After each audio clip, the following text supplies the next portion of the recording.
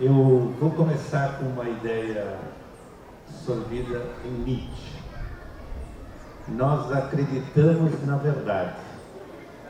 Nós acreditamos na ciência. Nós acreditamos na verdade científica. Só essa frasezinha já bastaria para nos alertar sobre o problema gigante embutido aí. Acreditar na verdade científica. Acreditar pertence, em princípio, ao domínio da crença, da fé, da religião ou da superstição. Em contraposição, verdade ou ciência supostamente pertencem ao domínio da objetividade, da neutralidade, da isenção. Ora, como pode algo tão objetivo como a ciência ou a verdade dependerem de algo tão subjetivo como a crença?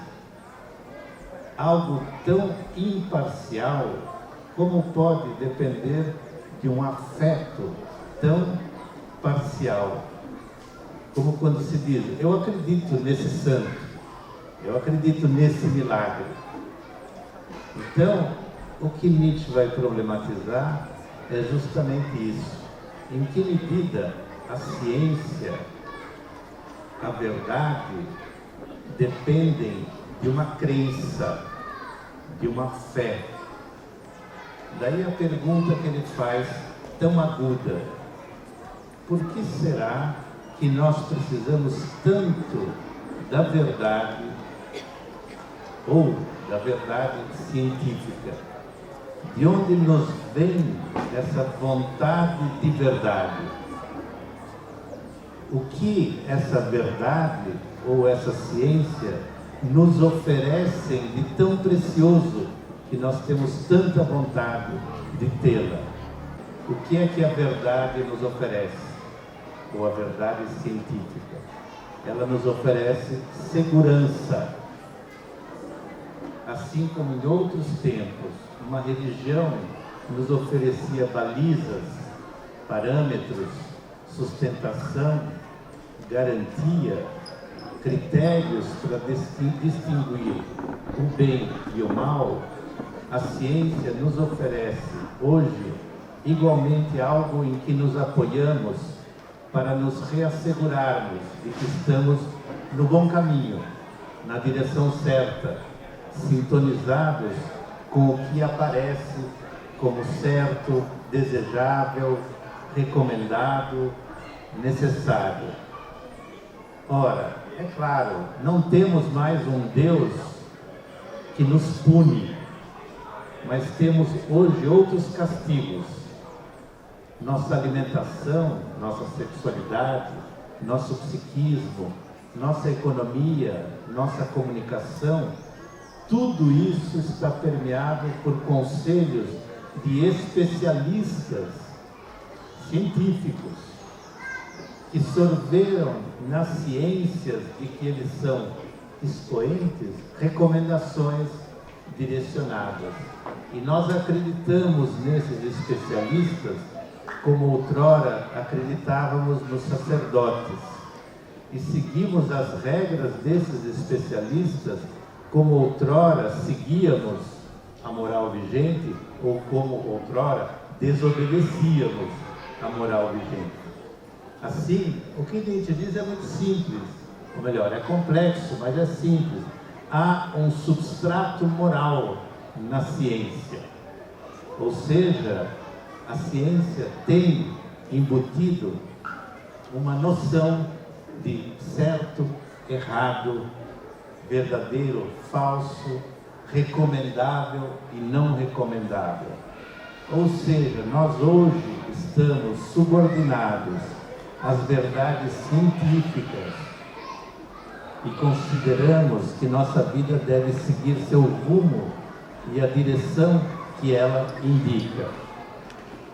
Ora, é claro que essa confiança, crença, subordinação parte da suposição de que a ciência, de fato, é neutra, isenta, desinteressada, objetiva, portanto, indiscutível. E mais, nós supomos que a ciência progride, se aprimora, evolui, nos melhora e nos leva para frente. Qualquer país hoje se pensa em termos de desenvolvimento, de progresso, de evolução. Qualquer sociedade, ou pelo menos a maioria das sociedades ocidentais, se pensa em termos de linearidade histórica em direção a um futuro melhor. Um futuro no qual a ciência terá curado nossas doenças, aliviado nossas dores, terá favorecido o nosso conforto, terá facilitado nossas comunicações, terá substituído nosso esforço físico e talvez possa povoar nossa vida de robôs, talvez possamos, ou melhor, talvez se possa escrever no nosso lugar, quem sabe pensar pela gente, governar nosso destino. Enquanto isso, o que assistimos cotidianamente vai na contramão desse otimismo. Basta ligar a televisão e ver a que ponto as tecnologias mais de ponta, utilizadas na vigilância, na opressão, no bombardeio, na destruição, vão devastando áreas inteiras do planeta, comunidades inteiras. Sem falar da ameaça atômica que vira e mexe na Ucrânia ou em Israel, ronda nossa atualidade. Mas também constatamos como a engenharia genética vai fazendo milhões de agricultores dependerem de um tipo único de semente, como a monocultura vai arrasando a biodiversidade do nosso planeta. E também vemos como a necessidade de obter materiais que garantam, por exemplo, a produção de celulares e de computadores, vai extraindo da terra minerais e transformando florestas em desertos numa paisagem lunar e revirada. Ou seja, está em curso, através da tecnosciência, uma reconfiguração da espécie humana, uma reconfiguração da biosfera.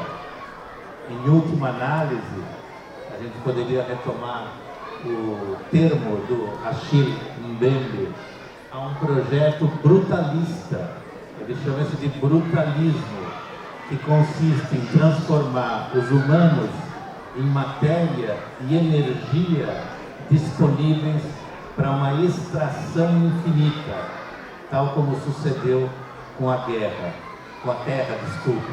A terra, a guerra, hoje em dia está tudo misturado.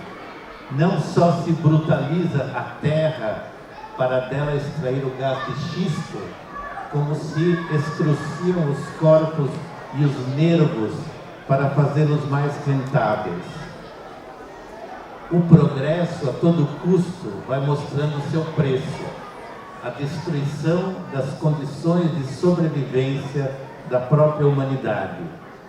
O antropoceno, essa era em que a intervenção do homem no planeta se revelou uma força geológica capaz de alterar as condições de vida na Terra, é como que a contraface do prometido progresso. Já não caminhamos em direção ao futuro, é o futuro na forma de catástrofe que desaba sobre nós no presente. Alguns chamam isso de antropoceno, outros chamam isso de capitaloceno, e tem razão.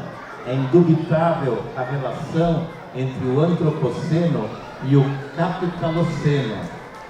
Não por acaso somos inundados por todo lado de todo tipo de narrativas distópicas.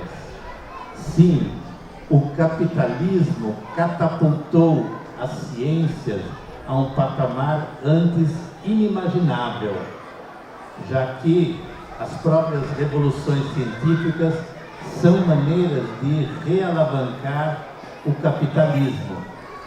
Se os recursos naturais são finitos, a criação científica parece infinita. Mas o capitalismo, a gente já sabe há muito tempo, é criação e destruição. Criação e destruição. O poder de destruição, desde Hiroshima, nos lançou numa temporalidade outra. Aliada ao colapso climático, o futuro deixou de ser uma promessa para ser uma ameaça. Várias coisas poderiam ser pensadas a partir daí. Ou melhor, vários dogmas poderiam ser objeto de suspeita. Por exemplo, que o progresso é inevitável, que o progresso é sempre benéfico, que a ciência é isenta, que a verdade é neutra, que o desenvolvimento traz necessariamente a melhoria da humanidade. Então, mais do que propor alguma doutrina alternativa, caberia pelo menos colocar em xeque esse conjunto de certezas. Desacralizar as ciências não significa espalhar fake news sobre as vacinas, claro que não.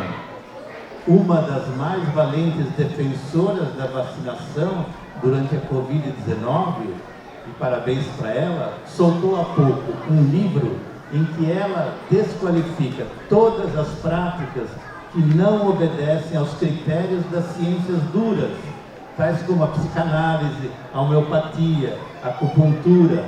Portanto, eis aí a tirania de uma certa verdade. Seria preciso, portanto, acolher outros jogos de verdade, como dizia Foucault, outros saberes, inclusive ancestrais. Em suma, seria bom abrir o futuro para possibilidades mais múltiplas, mais abertas, mais inantecipáveis. É uma outra concepção de tempo que se impõe, liberado da ideia de um progresso contínuo e infinito. Como dizia Benjamin, talvez seja preciso acionar o freio de emergência desse trem que corre desembestado em direção ao abismo.